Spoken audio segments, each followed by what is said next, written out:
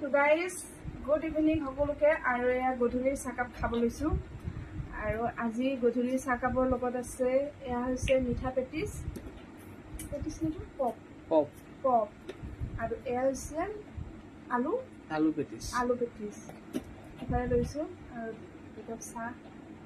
আৰু গধূলিৰ চাহকাপ কিমান যে মজা নহয়নে গধূলি চাহকাপ খালে এটা ফুল এনাৰ্জি পোৱা যায় বিৰাট ভাল লাগে মানে আৰু মই এইটো আলু পেটিছ বুলি গম পালেতো মই নাৰিলোঁ হয়তো ভাল নালাগে দেই তুমি জানা ক'ব লাগে আলু পেটিছটো এইটো কেনেকুৱা চাওঁ আৰু আপোনালোকে খালে নে বাৰু চাহকাপটো আৰু এতিয়া 6টা বাজিল মানে চাহকাপ খাব হ'ল